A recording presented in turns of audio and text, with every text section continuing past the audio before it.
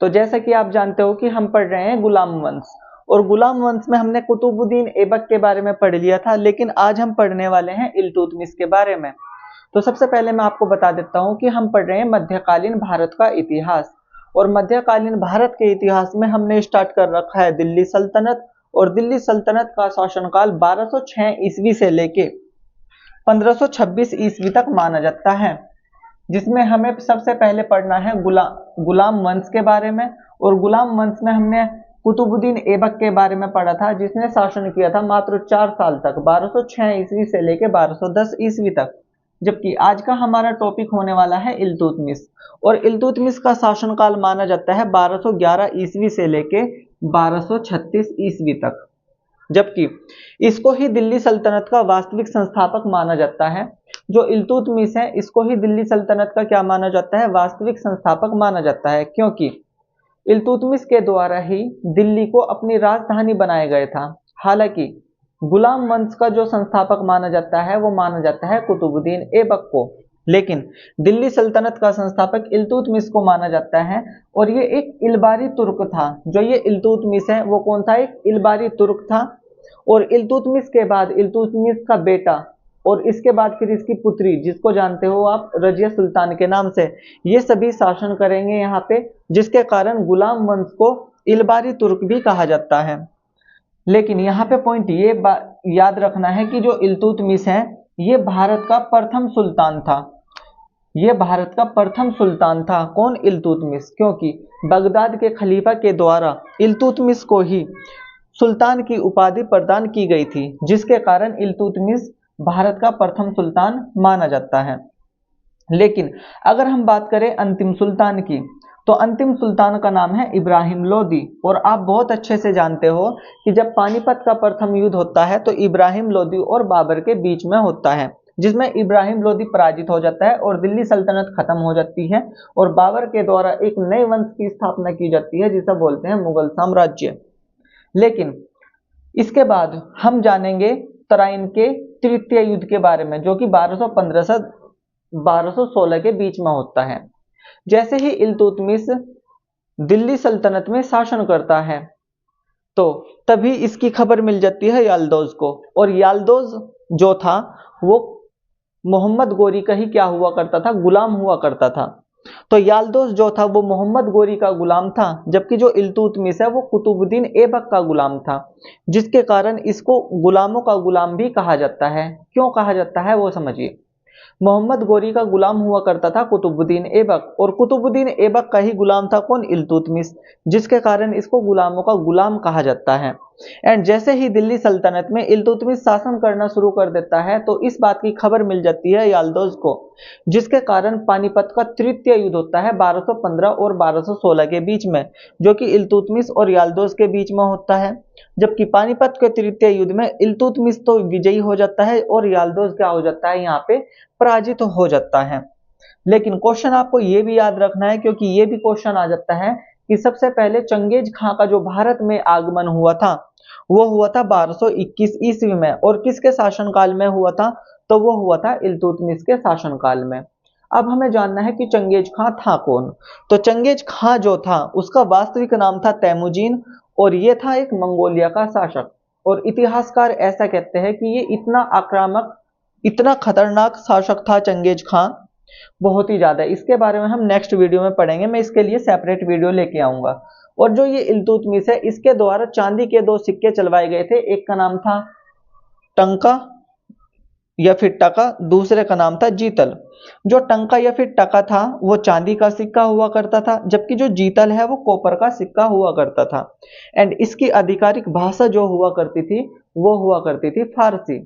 मैं इसके बारे में और बताऊंगा, क्योंकि इल्तुतमिश के द्वारा ही तुर्कान ए चहलगामी की भी शुरुआत की गई, जिसमें 40 सरदारों का समूह हुआ करता था। तो मैं यहां से थोड़ा सा रफ करूंगा और फिर मैं आगे लिख देता हूं।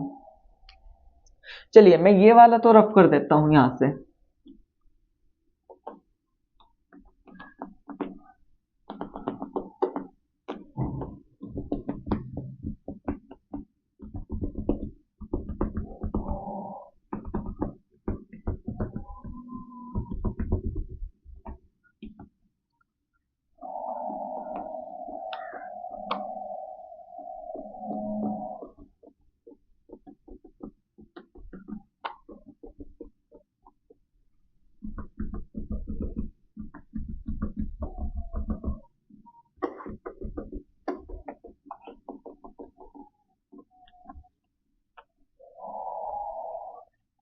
समझिए, सबसे पहले क्या लिखना है कि इसके द्वारा कुछ वर्क किए गए, जैसे कि तुर्कान ए चहलगामी की शुरुआत।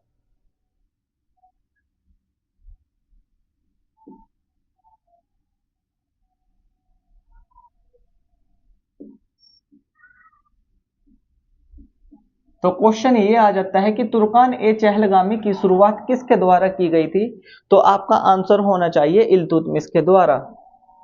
अब ये जो तुर्कान ए चहलगामी है, इसमें 40 सरदारों का समूह हुआ करता था।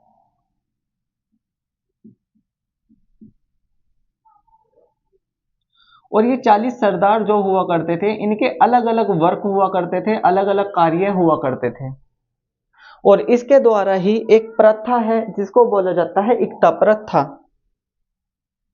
और इक्ता प्रथा भी शुरुआत की गई किसके द्वारा? इल्तुतमिश के द्वारा।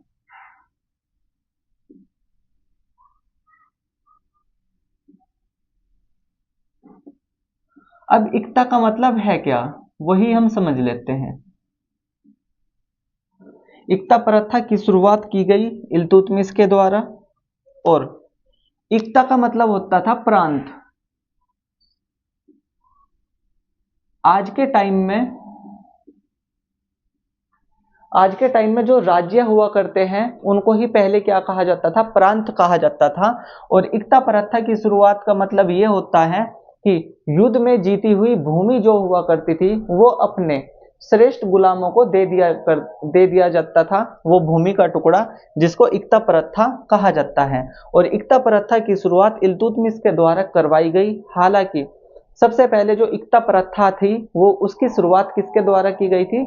मोहम्मद गोरी के द्वारा की गई थी। क्योंकि मोहम्मद गोरी के 4 गुलाम हुआ करते थे, उन चारों गुलामों को इक्ता प्रथा के अकॉर्डिंग ही भूमि के टुकड़े दिए गए, जैसे कि कुतुबुद्दीन ऐबक को दिल्ली वाला एरिया दिया गया था। ठीक इसी तरीके से इक्ता प्रथा की जो शुरुआत है भारत में, वो किसके द्वारा की गई थी? इल्तुतमिश के द्वारा शुरुआत की गई थी इसकी। अगर हम इसकी बात करते हैं तो देखिए, जैसे कि मैंने इससे पहले भी आपको बता दिया था कि 1229 ईस्वी में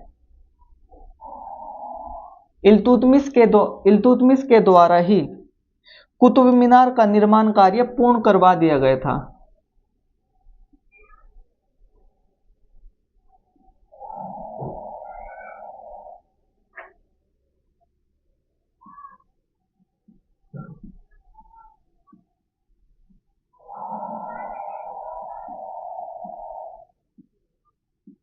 लेकिन आप बहुत अच्छे से जानते हो कि कुतुब मीनार का निर्माण कार्य जो हुआ था, इसकी शुरुआत की गई थी कुतुबुद्दीन ऐबक के द्वारा। लेकिन कुतुब मीनार का निर्माण कार्य जो था, वो 1229 ईस्वी में इल्तुतमिश के द्वारा ही कंप्लीट करवाया गया था। लेकिन अगर मैं इसके बाद बात करता हूं, तो इसने अपनी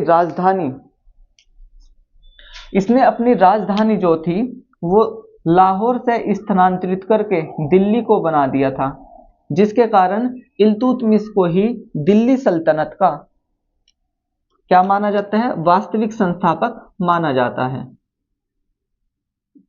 और 1236 ईस्वी में जैसे ही इसकी मृत्यु होती है, तो अपनी मृत्यु से पहले ये अपना उत्तराधिकारी अपनी पुत्री रजिया सुल्तान को बनाता है। तो मैं यहाँ पे लिख देता हूं कि ये अपना उत्तराधिकारी जो था, वो किसको बना देता है? अपनी पुत्री को बनाता है।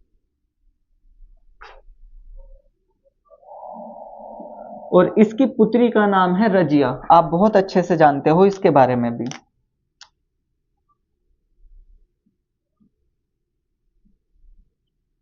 हालांकि ये अपना उत्तराधिकारी जो इल्तुतमिश है, वो अपना उत्तराधिकारी अपनी पुत्री रजिया को चुन लेता है। लेकिन ऐसा होता है, जैसे ही इल्तुतमिश की 1236 ईस्वी में मृत्यु हो जाती है, तो इसका ही पुत्र, जिसका नाम था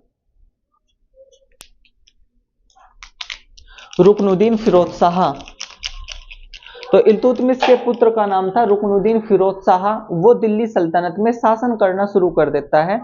लेकिन याद क्या रखना है आपको कि इल्तुतमिश अपना उत्तराधिकारी अपनी पुत्री रजिया को चुनता है, लेकिन कुछ समय के लिए इल्तुतमिश का ही पुत्र या फिर रजिया का बड़ा भाई, जिसका नाम था रुकनुद्दीन फिरोज शाह, वो दिल्ली सल्तनत में शासन करना शुरू कर देता है। और जैसे ही इस बात की खबर लगती है रजिया को तो रजिया दिल्ली की जनता के साथ मिलकर अपने ही बड़े भाई, जिसका नाम था रुकनुद्दीन फिरोज शाह, उसकी हत्या करवा देती है और खुद दिल्ली सल्तनत में सुल्तान बन जाती है, जो कि कहलाती है रजिया सुल्तान, जिसके बारे में हम नेक्स्ट क्लास में बात करेंगे। आज के लिए इतना ही। Thanks for watching.